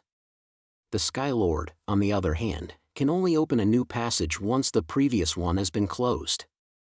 He was in a very tight situation at the time, so it's unlikely that he wasn't using his true ability. This information is vital because it determines the essence of our countermeasure against him. If the Skylord could use multiple passages at once, the situation would be 100 times more complicated. After the other two digested her words, she continued on and said, another important point is that even though he can easily expand and shrink the passage entrance and exit ways, Hacksword must be standing nearby the door in order to maintain them. According to Miss Sylvie's observations, he spent several seconds closing the large distortion door when the explosion occurred on Archduke Island before flying to the south side of the island. This means, the larger the door he opens, the slower it is to close it? Iron Axe said thoughtfully. It's very likely that this is the case. Edith said, spreading her hands.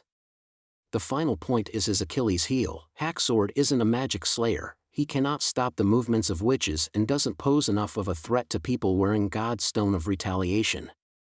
Even though his body is not weaker than that of extraordinaries, he will be trapped in anti-magic regions if he engages in close combat.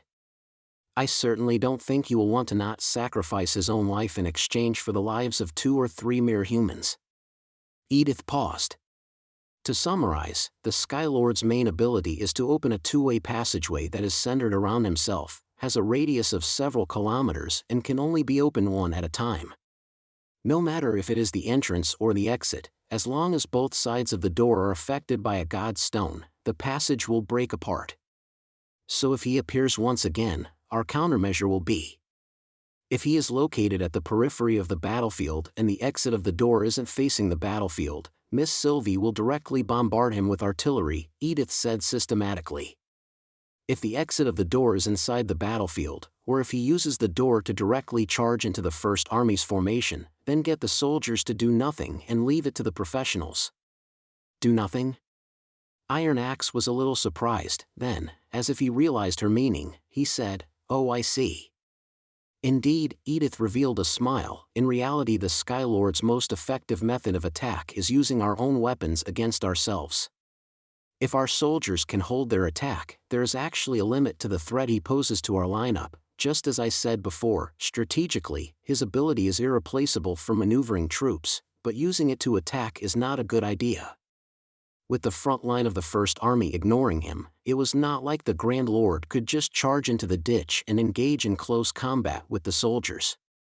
If he did that, then when the professionals, God's punishment witches, arrived on the battlefield, his death would be inevitable. What if he counterattacks during the intervals between artillery fire? Agatha asked after a moment of thought. For example, he first opens a passage to the outside, making us think that he was gathering more troops, and when our artillery fires he opens a new large door and positions the exit inside our battleground, subjecting us to our own artillery fire. Just from being able to think of this was enough to prove that the Ice Witch had put a lot of work into Greycastle's new weapons. This is indeed something that could work in theory, however, I don't believe the Skylord will do that, Edith explained. Opening a door for only one person can be done in a blink of an eye, but expanding it so wide so that it would completely protect him would need time. The time difference between the two is very limited, and if it fails, the result would be being blasted into pieces by the shells that have fallen behind him. To a Grand Lord, such a move is too risky. All in all, I can take it that the Skylord is not as much as a threat to the front line as we thought, right? Iron Axe said while rubbing his chin. So far that is the conclusion that the General Staff have reached. Edith gave a definite reply. Of course, this only applies if Haxord leads troops into battle by himself. If he was accompanied by other Grand Lords, then the threat he poses will instantly multiply dramatically. Like bringing Ursruk along and directly charging into the middle of their battle formation. Iron Axe and Agatha couldn't help but heave a sigh of relief. Luckily, Ursruk had already died in the fertile plains. But this doesn't rule out the possibility of a new magic slayer appearing, so if it's possible, it'll be best if we find a chance to rid ourselves of this problem. There was a hint of murderous intent in the Pearl of the Northern Region's tone. He will only be no threat to us when he disappears completely. Upon hearing this, Agatha couldn't help but feel impressed. Not only was a mortal seemingly showing no fear towards a demon, but she was also plotting the death of a Grand Demon Lord. What would have definitely sounded delusional in the past didn't sound strange at all to anyone at the current moment, as if it was the logical and obvious thing to do. Over the past 400 years, humans had indeed changed a lot. Whether it be people or things. Perhaps the Union's silence wasn't altogether a bad thing. At least, they didn't pass down the fear of the strong from their era to this era. Now that she thought of it, there might as well have been many normal people possessing potential like Edith Cant in the Union's time, but the pessimistic views and fear that pervaded the race restricted their thoughts and willpower. Together with the estrangement intentionally created by the upper classes, the era was very bleak on the whole. But this time, before humans had gotten the chance to taste real hopelessness, Roland Wimbledon curbed its spreading. As she was feeling a surge of emotions, she once more recalled the moment when she woke up from deep sleep in the frozen coffin, and met Roland for the first time. Mortals can also defeat demons. Everything started from those words. Haxord probably won't fall for the same trick twice. Do you have a good plan? Iron Axe asked. As long as the First Army's movements are flexible enough, even if we don't set a trap, we still have the chance to get rid of him, for example, equipping Fire of Heaven with a large caliber weapon that can shoot God's stones. True, the Commander-in-Chief mused. But that would need quite a lot of God's stones. Don't tell me you have already thought of a way to process God's stones? How could that be possible? Huh. Edith shrugged. I'm the Chief of the General Staff, not God. I'm alright at making suggestions, but as for how to realize them, that will obviously be up to His Highness, Roland, to figure out. Relax, I've written everything in the battle report. In order for the front line to achieve victory, he should be doing his best as well. The other two people couldn't help but twitch their mouths. It appears like His Highness's white hairs are going to increase again. Chapter 1313, The Information Age. In Grey Castle, Neverwinter. The reports regarding the battle on Archduke Island as well as the situation in the Kingdom of Wolfheart were delivered into Roland's hands 2 days later. Compared to the past when it took a week to send a letter from the city of Evernight to Neverwinter, it was undeniable that their communication speed had made huge progress. Both short-distance, quick delivery by flying couriers and long-distance delivery through 24-hour steam-powered boats were now a part of the messaging system. There were dedicated personnel and boats responsible for the delivery of crucial messages, and in some cases even planes were used. This time, the reports were delivered by Tilly. "Good job." Roland solicitously handed her a chaos drink. "Is the situation over there okay? Wouldn't you know if you just looked at the report?" Tilly took the cup and glanced at him sideways. "For you to act so considerate, do you have something you are guilty of? Could it be that you still don't have a clue about my plane?" Pfft. The sound of Nightingale's stifling laughter came from behind him. "How could that be? I've already selected the best model from many blueprints.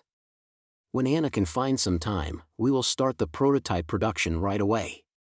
For Anna's sake, I'll let you off this time, brother." Tilly downed the drink in one go, wiped her lips and walked towards the exit of the office. "Siegel will be heading back soon, so I'll be returning to the Aerial Knight Academy first." "You're not even going to stay for 1 day?" he asked, slightly surprised. "I have no choice. Right now the only things on the front line that can threaten the Skylord are Siegel and Andrea. Also, I don't want to miss a single opportunity to get my revenge." Tilly waved at Roland with her back facing him.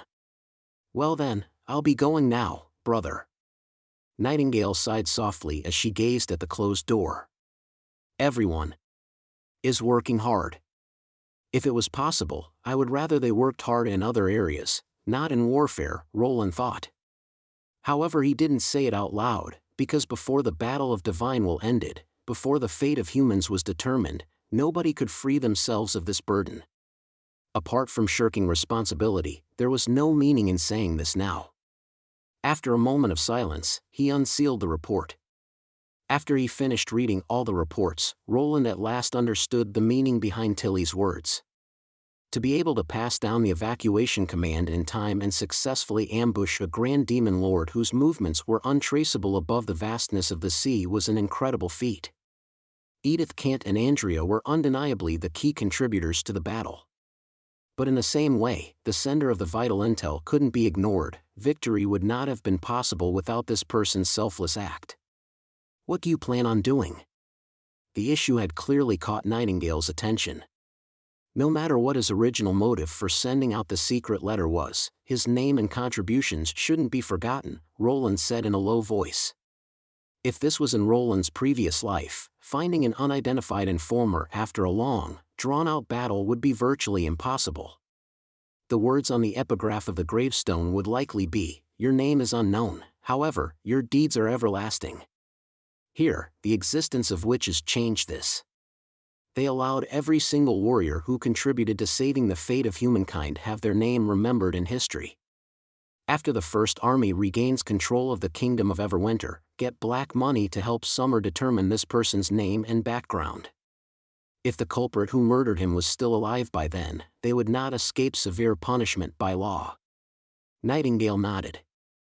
"If only we can quickly create the communications equipment that extends over thousands of miles that you spoke of. Unfortunately, that is not one of my strengths." Roland couldn't help but rub his forehead. Recalling the circuit diagram that he had been forced to memorize made his head throb. "Now you finally understand my feelings during an exam," Nightingale said with her hand to her mouth. "Hard as it is, I'm at the very least not like a certain someone who simply falls asleep on the table and hands in an empty test at the end." Roland glared at her. "I've actually almost done creating the prototype." Indeed, although extremely slow, the radio communications project had never stopped. Like the piston engine, after considering numerous designs proffered by the Design Bureau of Grey Castle, he decided to select 2 among them and have them worked on simultaneously. These 2 were the spark gap transmitter and the amplitude modulated transmitter. The spark gap transmitter was the father of telecommunication. Its design was extremely simple and didn't need any electronic components. All that was needed was a transformer coil to step up the voltage to charge the capacitor until the voltage in the capacitor was large enough to ionize the air and produce an electric spark. This part was similar to a lighter, except the current discharged by the spark would not be wasted and instead would oscillate rapidly back and forth between the plates of the capacitor through the inductor and spark gap, creating electromagnetic waves. Finally, these electromagnetic waves would be transmitted through an antenna. In other words, as long as one could control the switch of the power source, intermittent electromagnetic waves could be sent out, and by listening to the duration of the sounds, receivers could translate them into the corresponding signal. The beeps of varied lengths of telegraph codes originated from this principle. Although it still sounded a little confusing, Roland took the most ingenious approach, which was to have the radio communications team at the Design Bureau of Grey Castle to build a machine that worked with readily available materials, and then copy it. For example, if you place a piece of oiled paper between two pieces of tin foil and then seal it with wax, it becomes a basic high-voltage capacitor. The inductor would be even easier to make. It was nothing more than a coil of wire wound round and round an insulated pipe. When not taking mass production or specifications into consideration, Roland could complete the device by himself. Although compared to the industrial products that came in a package the size of a fingernail in his previous life, these devices would appear bulky and crude, but the effects were basically the same. After the construction of the launch tower was completed, he would be able to perform the first wireless transmitting experiment of the era. However, the shortcomings of a spark gap transmitter were also very obvious. Even if it passed the trials, he would have to design a code that matched the language of his kingdom if he wanted to use it officially. Training senders and receivers would also require a lot of time. Also, the spark gap transmitter had an extremely wide frequency spectrum, so only one transmitter could work within a particular region. It wasn't suitable for the intelligence personnel to use on the front lines. Thus, his ultimate goal was still to use an amplitude-modulated transmitter, AM transmitter, that amplifies a signal using a vacuum tube. The biggest advantage of the AM transmitter was that it could directly transmit voice signals. In principle, radio and telephones were very similar in nature. Both transform the oscillations of sound into the changes in current or electromagnetic waves. After these traveled over long distances to the receiver's location, it would be turned back into sound once more. The only thing was that the frequency of the human voice was too low, causing the wavelength of the signal wave to be too long. The longer the wavelength, the larger the required antenna size. If the voice signals were directly transmitted, the length of the antenna would be over 100 kilometers. This would be something impossible to create with their construction capabilities.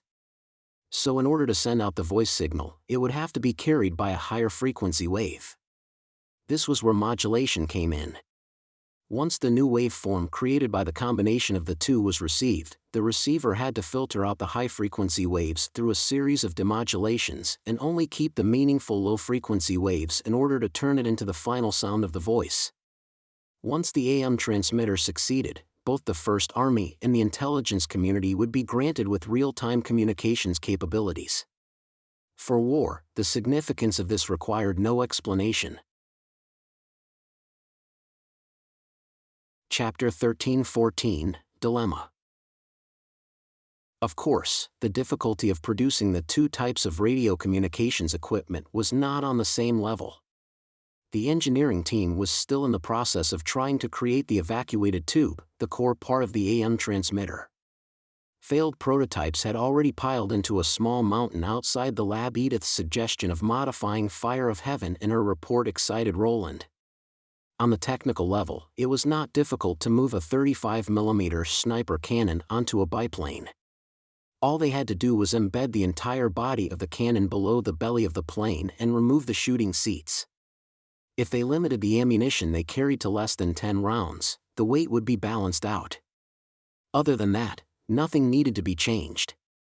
The problem was that if they wanted to acquire large-caliber godstone bullets, they had to first use witch or demon blood to melt and separate godstones in the mine until they formed godstones of retaliation in the desired size and shape. Only then could they be subjected to further processing. If the stones were too big, the blades and lathes they had at hand wouldn't be able to do anything about it. If they were too small, the godstones would be too brittle. The process of selecting base materials expended large amounts of magic blood. Even if the Witch Alliance and the sleeping spell supported him, the amount they had would not be enough to satisfy the requirements of war. The real solution to this problem was in the demons.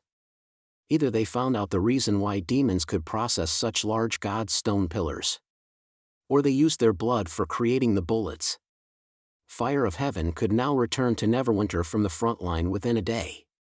With the additional help of Agatha's refrigeration ability, directly transporting fresh demon blood from the battlefield didn't seem impossible. Roland silently recorded his idea onto the agenda. When it was nightfall, Roland followed his custom of entering the dream world. In order to accelerate the advancement of the Design Bureau of Greycastle's projects, Roland had dramatically increased the amount of times he entered the dream world in the past month, causing time in the dream world which had been falling behind the real world to catch up a fair amount.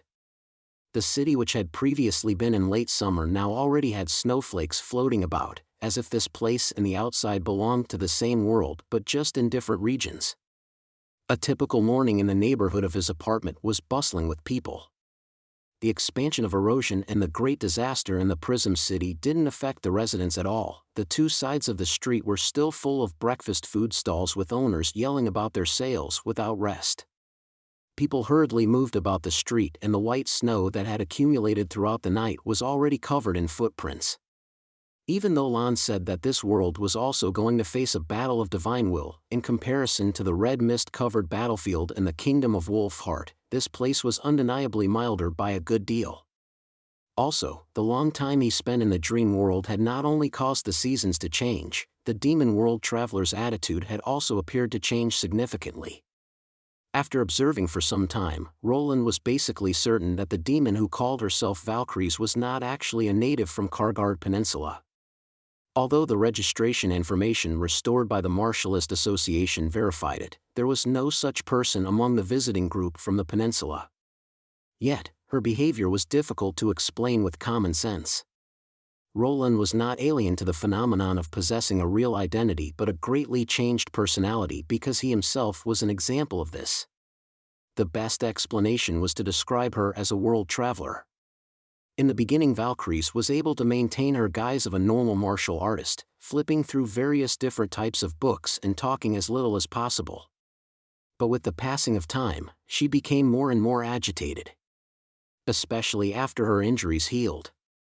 Once, she secretly sneaked deep into the forbidden area of Prism City and stood silently and attentively in front of the erosion rupture. According to Donnan's report, at the time there was an evident expression of anxiety on Valkyrie's face, as if she was yearning for something. Donnan even thought on multiple occasions that Valkyries would leap into the erosion, but in the end Valkyries stopped herself from doing so. It would be too much to claim that her actions were her mourning of her companions' deaths, because Valkyries didn't stop for a single moment when the visiting group encountered danger. In fact, she was aiming for the erosion from the very beginning. If he thought about it from her perspective, it wasn't hard to understand the change in her attitude. At the start, coming to this modern metropolis from the Demon City, she might have been able to keep her composure in order to figure out where she was. But the more time passed while her hope of returning still obscure as ever, it was unavoidable for anxiety to begin building. This might have been the real reason why Valkyrie sneaked into Prism City. She wanted to see if she could return to the world familiar to her through the chasm she arrived in. Unfortunately, the memory fragment did not satisfy her desires. No matter what, being able to disguise herself to this point was an incredibly difficult feat. After all, Valkyries didn't know that her every move was being watched by Donnan. If it wasn't for the small things that betrayed her when she was by herself, there was not a single flaw from the way she interacted with other martial artists that would give her away. When Roland considered what would have happened if he were in her shoes, he thought that he definitely could not have achieved this. Now that her identity had been confirmed, he had to think about what to do next. At this moment, he received a SMS on his phone. It was from Phyllis. "Your Majesty, everyone is ready." Roland put his phone back in his pocket, turned and walked towards the living room. Zero was busy carrying a bowl of egg noodles onto the meal table. Upon seeing Roland, she put her hands to her hips and said, "Uncle, you haven't forgotten what you promised me, have you?" "What, you woke up so early because you were afraid that I would sneak off?" "It's not the first time you've done that after all," she said, pouting. "Relax, I definitely won't this time." Roland laughed, walked over and patted her head. "Let's eat breakfast first, afterwards we'll go next door, call Sister Garcia and then set off together." Apart from New Year's, the biggest event this winter was the martial arts contest, which occurred once every 4 years. To all the junior high school students throughout the city, whoever could watch it live on the arena would become the center of discussion. Zero, who usually had no interest for such contests, was no exception. After her ceaseless begging, Roland had no choice but to agree to take her near the arena to experience it live when the school's winter break came. There were guards supervising today's competition, and it was still in the round-robin stage, so it was unlikely for fallen evils to appear. Besides, Zero had to return to her hometown every time the holidays came around, so he could hardly refuse the little girl's only request. Roland decided to confront that demon world traveler directly. It was already the 4th month.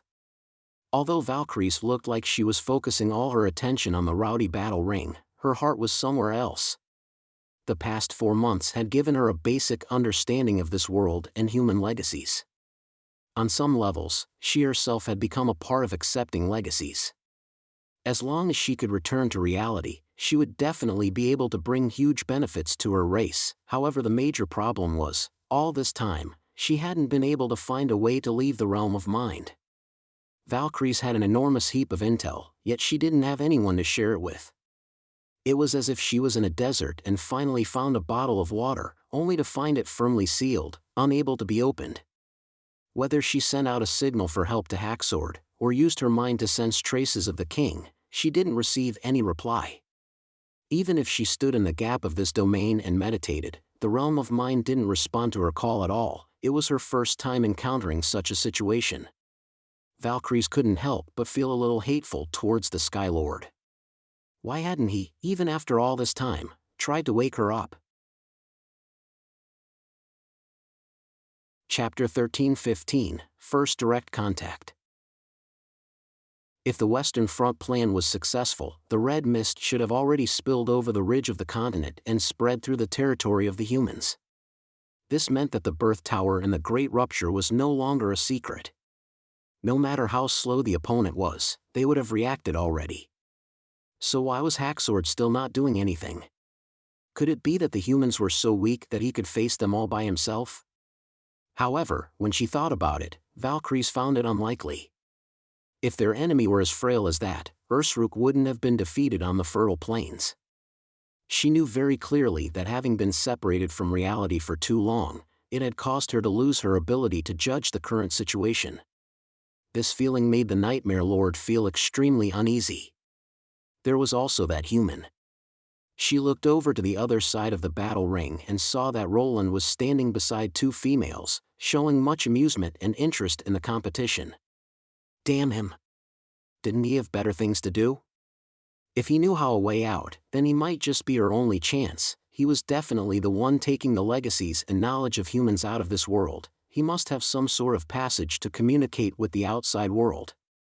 As long as he left the realm of mind, she would have a chance to grab that opportunity. After all, in the king's presiding Holy See, she had often sensed the king's communication with the territory. It was because she had such an ability that she dared to follow the fluctuations of the legacy shard's power and enter the realm of mind to find Roland's trail. Yet, he had always remained active in this world, and there was absolutely not a moment when he could have done anything. Could it be that human monarchs have so much free time that they still didn't need to do anything to manage their kingdom's matters even after several months? They would rather waste their time on a meaningless martial arts contest than spend time reading a few more books. The only explanation was that the demon's front line was not giving the humans enough pressure. So this is still all Haxor's fault.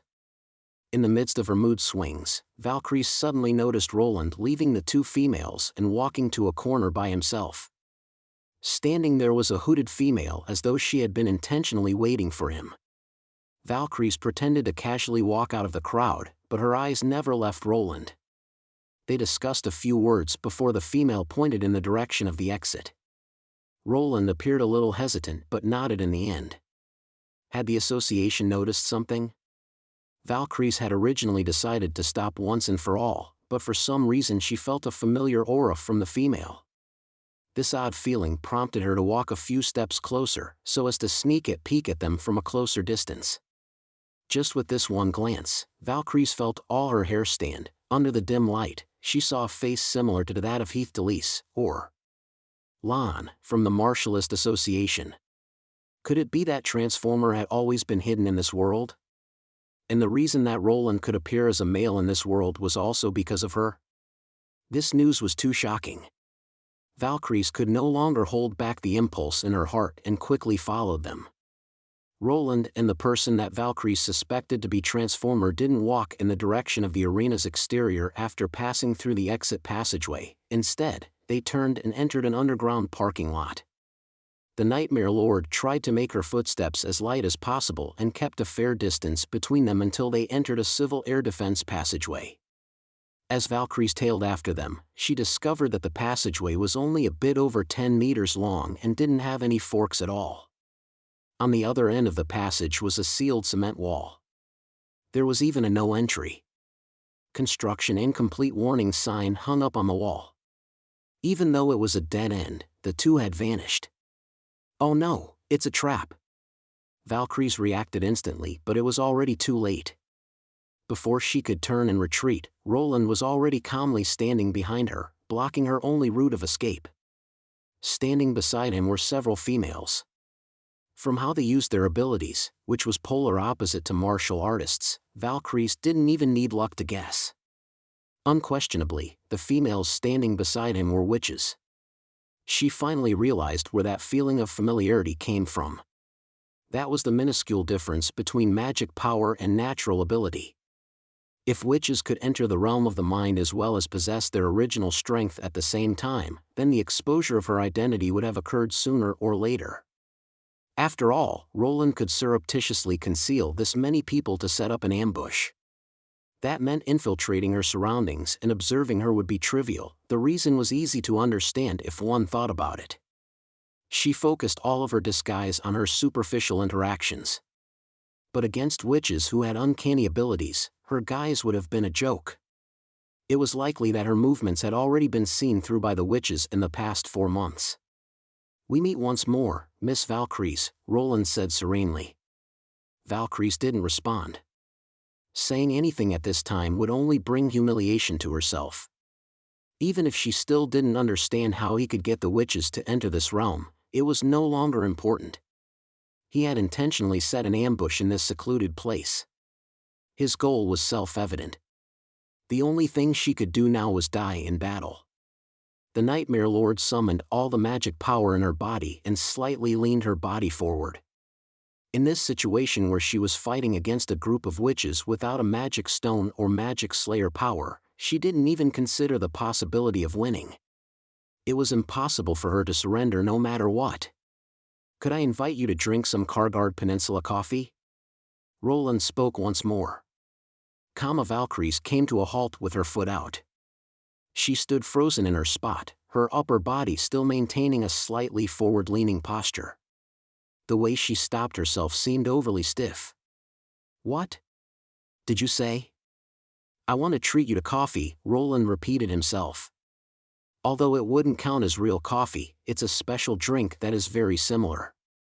Valkyrie stared at him for a long time before voicing the confusion in her heart.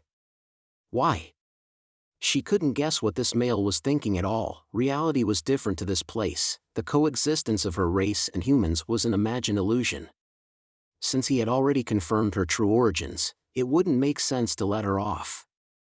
If she was not going to be greeted by death, then it would only be an outcome worse than death. Because some things are better laid out in the open than hidden, Roland said slowly, especially when the battle of divine will is not the final battle yet.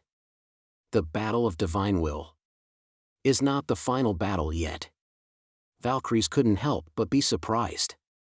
She never would have thought that she would hear something like this from a human. It was only after a long period of silence that she regained her wary composure. "Where do you want to have the talk?" "Not far from here, only a few minutes away." Roland snapped his fingers. The sound of a car engine came from behind him. "Board the car, I've already booked a table." Roland didn't lie to her. The location he chose was a high-class restaurant situated inside a high-rise building. Sitting in front of the floor-to-ceiling glass windows, she could see the snow-covered urban skyline. Soothing music filled the restaurant and the atmosphere was peaceful and elegant. Valkyries knew that choosing this place to discuss was Roland's way of expressing his sincerity. If he had wanted to kill her, a public setting like this was certainly not a suitable execution ground. Noticing the group of witches who were staring intently at them, she inhaled deeply after sitting down. "Why didn't you just ask to meet me here directly? That would waste too much time. I didn't think you would agree straight away. When not being cornered, it's easy for people to refuse and avoid, so it's much easier to do it this way." Roland shrugged. "Since we've already reached an initial understanding, then let's get to our main point of discussion quickly. Honesty would benefit both of us. I am Roland Wimbledon, the King of Grey Castle and one of the creators of the dream world. You are one of the creators?" Although she had already guessed that he wasn't a simple visitor, his identity shocked Valkyries greatly. This was her first time hearing that a territory in the realm of mind could be created by multiple people. But this may be why he couldn't take complete control of this domain like the Demon King could. Suppressing her impulse to ask who the others were, the Nightmare Lord slowly replied, "Valkyries. That's my name. How about your title and rank? Like Skylord, for example. Could you be more specific?" She paused for a moment. "Nightmare Lord, that is what I'm called." Roland spat out his drink. This time it was Roland's turn to be shocked. Chapter 13:16, History. "What's so strange about it?" Valkyrie said coldly. "Do you think anyone can just casually stroll into the realm of the mind? Or, are you actually just proud of yourself for capturing a Grand Lord?" Clearly, she hadn't abandoned her pride even if she was in a sticky situation. Roland even had a feeling that if he pushed her too much she would directly lunge at the witches and into her death. But her title really did surprise him. He had only asked for her title out of procedure. After all, most high-ranking demons had their unique title, and a demon who could conduct the upgrading ceremony couldn't be just some no-name entity. He just didn't expect this demon's identity to be far more complex than he had imagined. Roland originally thought that Valkyries was a consciousness that coincidentally escaped from the memory fragment, but now another possibility had risen to the surface. She could have come from the real world. The name, Nightmare Lord, first appeared in Ursruk's documents, and it was followed by a greeting, proving that the Nightmare Lord was not a historical figure, and was still active in the higher ranks of demons. Additionally, Roland had repeatedly watched the memory fragment numerous times. He hadn't heard any referral of her as a Grand Lord. If the demon language he learned from Kabardabi was correct, this meant that the figure presiding over the rest at the time wasn't a Grand Lord yet. Combining Valkyrie's statement that she voluntarily entered the realm of mind and the Pearl of the Northern Region's analysis of the situation at the front line, Roland was becoming increasingly certain that his latter theory was right. In other words, the Valkyries sitting in front of him had waded through at least 800 years of history. Her strength and knowledge had to be extremely rare among the demon race. If one counted her aberrant reaction to Lan, things went back even further. This type of discussion far exceeded the spirit that was copied from a memory fragment. Even if they had not exchanged words at all, it was still equal to ruling out a Grand Lord-ranked demon from the front line. Just this point alone had huge significance. "I need to correct your words. First, I haven't captured you, at least at the moment. You are free." Roland pretended to be calm as he spoke. Second, intruding the dream world is your subjective behavior. I don't think I have done anything wrong. Valkyries was speechless for a moment. Only after a long time did she stiffly release a sigh. You call this place the dream world? Pride made her find any humiliation intolerable, but at the same time, made her unable to make any illogical protest. Her speechlessness from before confirmed the Nightmare Lord's origin. She indeed came here voluntarily through the realm of mind. That's because I find myself in here every time I fall asleep. So in a certain sense, it is no different from dreaming. Absurdity. Valkyries growled.